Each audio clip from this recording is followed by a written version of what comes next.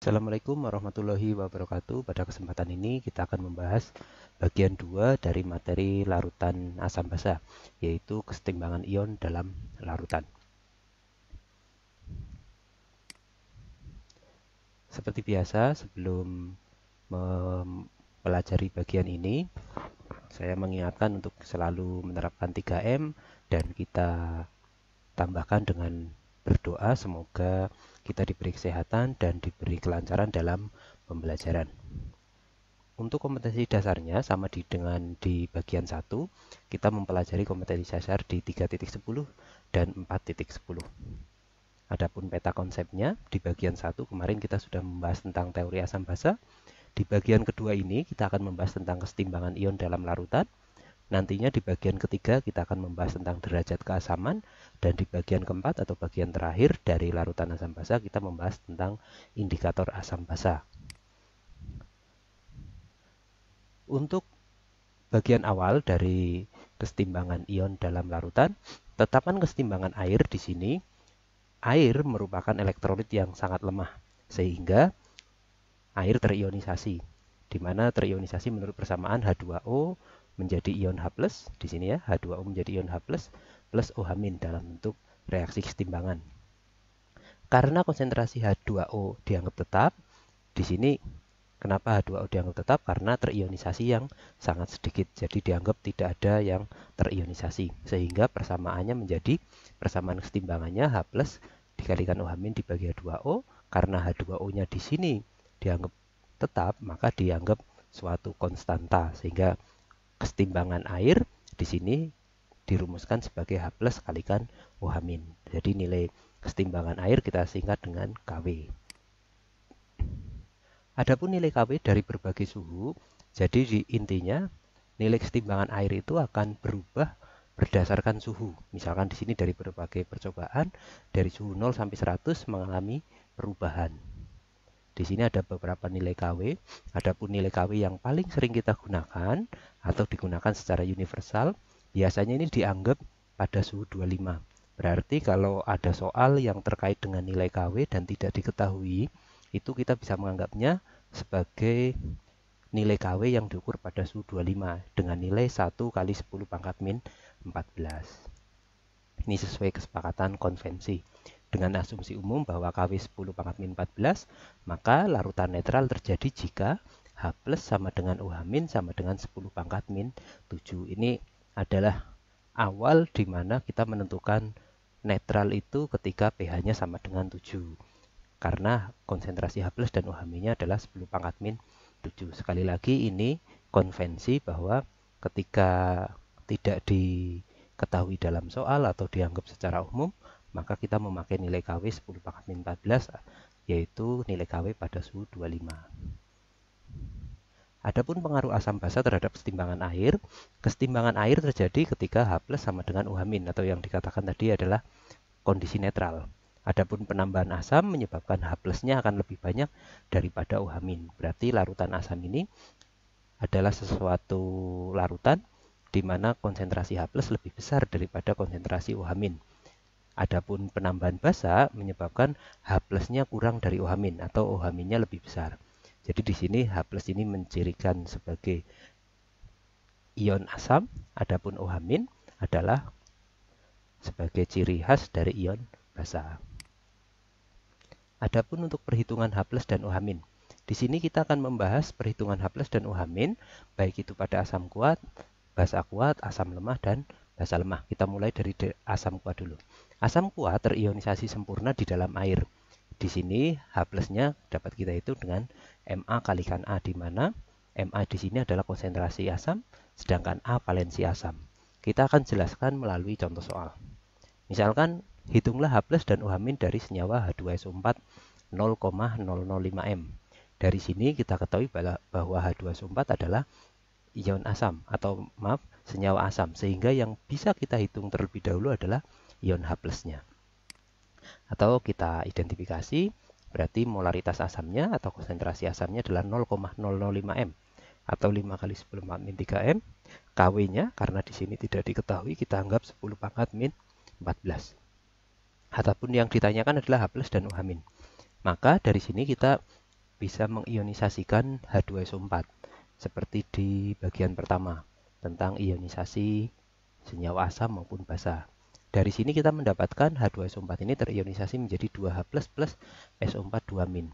Karena H+ yang dihasilkan adalah 2, berarti kita mendapatkan bahwa valensi asam dari H2SO4 adalah 2. Sehingga H+ kita hitung dengan Ma kalikan A, tinggal kita masukkan angkanya, ketemu 10 kali 10 pangkat min 3 atau 10 pangkat min 2M. Terus bagaimana untuk menghitung OH-nya? OH- itu dihitung dengan persamaan KW, di mana KW sama dengan H+ kalikan OH-, maka kalau kita substitusikan nilainya 10 pangkat min 14 sama dengan 10 pangkat min 2 kalikan OH-. OH-nya 10 pangkat min 12, atau lebih jelasnya bisa dengan persamaan seperti ini ya. KW sama dengan H+ OH-, maka OH- sama dengan KW per H+, atau 10 pangkat min 14, 10 pangkat min 2 dibagi 10 pangkat min 2 ini sama dengan 10 pangkat min 12. Jadi pangkatnya naik ke atas jadi plus. Atau untuk perhitungan selanjutnya, H+ dan OH- tapi pada basa kuat. Karena ini basa kuat, tentunya nanti menghitungnya dari OH-. OH- dirumuskan dari Mb kalikan B. Ini hampir sama ya, konsentrasi basa, sedangkan B-nya valensi basa. Contohnya, misalkan hitung H+ dan OH- dari NaOH 0,01 M. Sekali lagi, NaOH di sini adalah sebuah basa, maka kita menghitungnya akan berawal dari OH-nya. Identifikasinya, Mb-nya 0,01 M atau 10 pangkat min 2 M. KW-nya ini tersirat, kita ketahui 10 pangkat min 14. H+ dan OH-nya ditanyakan, kita menghitungnya dari OH-nya dulu. Untuk menghitungnya kita harus mengetahui valensi basanya dulu.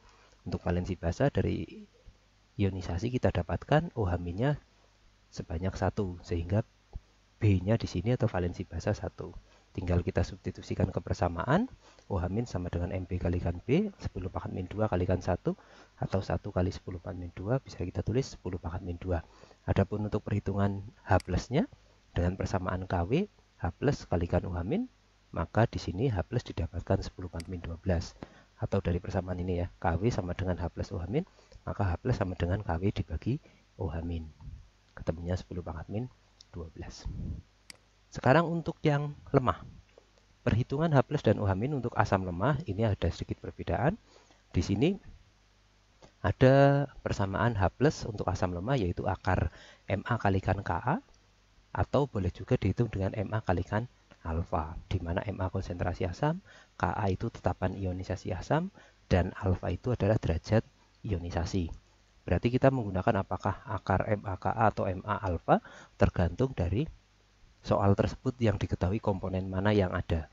Kalau ada Ka-nya berarti pakai akar MaKa, kalau ada alfanya berarti Ma kalikan alfa. Contoh, hitung H+ OH- dari senyawa CH3COH 0,05 M. Dari sini CH3COH berupa asam lemah dengan Ka. Jadi salah satu ciri khas dari asam lemah biasanya diketahui Ka-nya, 2 kali 10 pangkat min 5 ini. Maka kita identifikasi Ma-nya 0,05 M atau 5/10 pangkat min 2, Ka-nya 2 kali 10 pangkat min 5, Kw-nya ini tersirat 10 pangkat min 14. Karena ini semua berupa senyawa asam, kita menghitungnya dari H+. H+ di sini kita karena ada Ka-nya berarti pakai akar MaKa atau akar 5/10 pangkat min 2 kali 2 kali 10 pangkat min 5, 10 pangkat 10 min 7 atau 1 kali 10 pangkat min 6, kita dapatkan H+ sama dengan 10 pangkat min 3. Adapun untuk OH-nya kita hitung dari persamaan KW. Hampir sama dengan ketika menghitung di asam kuat ataupun basa kuat. KW-nya di persamaan KW, H+ OH-, KW-nya 10/14, H+-nya 10/3, OH-nya bisa dihitung yaitu 10 pangkat min 11. Untuk selanjutnya basa lemah.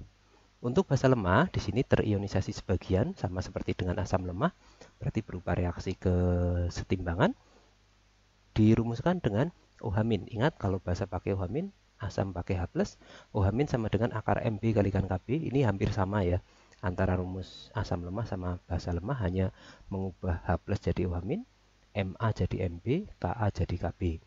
Jadi akar Mb kalikan Kb atau pakai Mb kalikan alfa. Di sini keterangannya sama, konsentrasi basa, tetapan ionisasi basa, alfa derajat ionisasi. Contoh soalnya misalkan ini. Misalkan kita mempunyai senyawa basa NH4OH 0,02 M yang terurai 25%. Kata-kata terurai 25% ini menunjukkan bahwa ini adalah alfa atau derajat ionisasi, di mana menunjukkan 25% adalah angka dari alfa ini, derajat ionisasi. Maka kita dapatkan MB-nya 0,02 M atau 210 pangkat min 2, alfanya 25%, boleh kita tulis 2,5 kali 10 pangkat min 1 atau 25 per 100. KW-nya tersirat 10 pangkat min 14. Ingat, karena ini sebuah basa, maka yang kita hitung adalah OH-nya terlebih dahulu. Karena di sini ada alfa, kita menggunakan persamaan MB kalikan alfa, yaitu MB kalikan alfa 2 kali 10 pangkat min 2 kalikan 2,5 kali 10 pangkat min 1. Kita dapatkan 2 kali 2,5 itu 5, 10 pangkat min 2 kali 10 pangkat min 1 jadinya 10 pangkat min 3. Karena OH min sudah ditemukan, kita menghitung H plus dengan persamaan KW. KW sama dengan H plus OH min, maka di sini kita dapatkan H plus itu sama dengan KW dibagi OH min. Nilainya seperti ini. Ya. Kita manipulasi sedikit, 10 pangkat min 14 kita ubah menjadi 10 kali 10 pangkat min 15. Ini sama aja. Satu nilai, hanya biar 10 dibagi 5 bisa gampang dihitung. 10 bagi 5 2, min 15 dibagi min 3, min 3-nya naik jadi plus, sehingga min 15 tambah 3 menjadi min 12. Atau dengan cara lain, artinya dengan perhitungan yang kalian pahami juga boleh. Nah, untuk mempermudah kalian mengetahui apakah ini termasuk soal asam kuat, basa kuat, atau asam lemah, basa lemah, kalian bisa memahami atau sedikit menghafalkan beberapa daftar asam kuat dan basa kuat serta asam lemah dan basa lemah. Di sini ya tidak semuanya harus dihafalkan, tapi di bagian-bagian atas, misalkan HCl ini sampai dengan HCl4 ini yang paling sering keluar di soal. Sama seperti di asam lemah, ini paling tidak ya sampai dengan CH3COH kalian sebisa mungkin agak hafal karena ini bagian atas yang paling sering keluar. Sama seperti halnya basa kuat, di sini juga yang paling sering keluar 1, 2, 3 ini. Kalau di basa lemah mungkin lebih banyak ke NH3 atau NH4OH, N2H4 ini aja sudah jarang. Jadi lebih banyak ke NH3 atau NH4OH. Ya monggo, ini sebagai acuan saja.